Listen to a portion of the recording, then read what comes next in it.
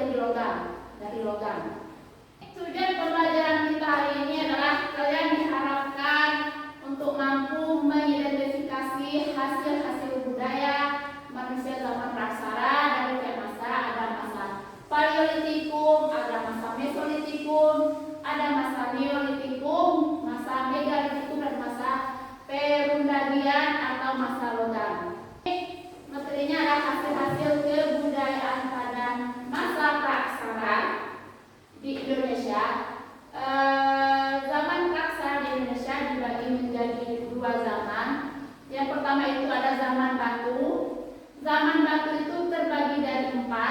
Ada zaman Paleolitikum atau zaman batu tua, ada zaman Mesolitikum, zaman batu tengah. Yang ketiga ada zaman Neolitikum, yaitu zaman batu baru. Yang keempat ada zaman Megalitikum atau zaman batu besar. Terus yang kedua ada zaman Perudagian atau zaman logam, yaitu ada dibagi menjadi 2 zaman, ada zaman besi dan zaman perunggungan. Jadi zaman Paleolitikum ada terdapat 2 kebudayaan, ada kebudayaan Pacitan. Alat-alat batu yang ditemukan di Pacitan Jawa Timur itu ada 2, itu ada tapak genggam, ada tapak libas. Kemudian yang kedua ada kebudayaan Handong, yaitu berupa tulang-tulang yang ditemukan di Ngawi,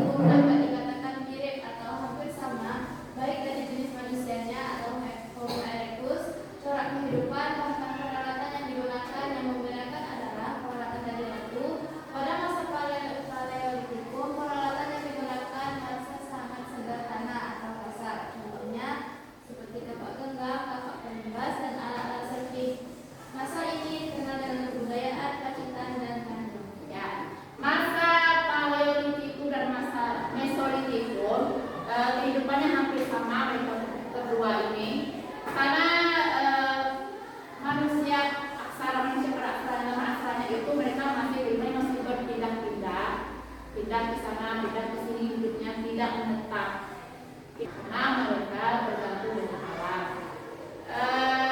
Yang membedakannya itu adalah hanya peralatan yang mereka gunakan atau kebudayaan yang mereka hasilkan. Yang sudah kita diskusikan tadi itu ada itu perbedaan kebudayaannya, ada pelakes, ada kakak tunggal, ada kakak primas, ada sepik, itu tulang, ada tulang-tulang. Oke, selanjutnya baca lagi si Sawa. Ini yang zaman Neolitikum lagi.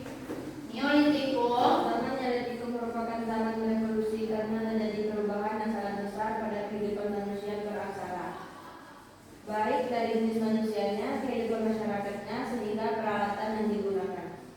Ya, zaman Neolitikum itu dikatakan dengan zaman perubahan atau zaman revolusi, perubahan besar dari penggunaan alat yang masih berbentuk kasar, seperti mereka pun udah ada bisa bergotong royong, udah bisa menghasilkan makanan sendiri, nggak lagi bergantungan dengan alam.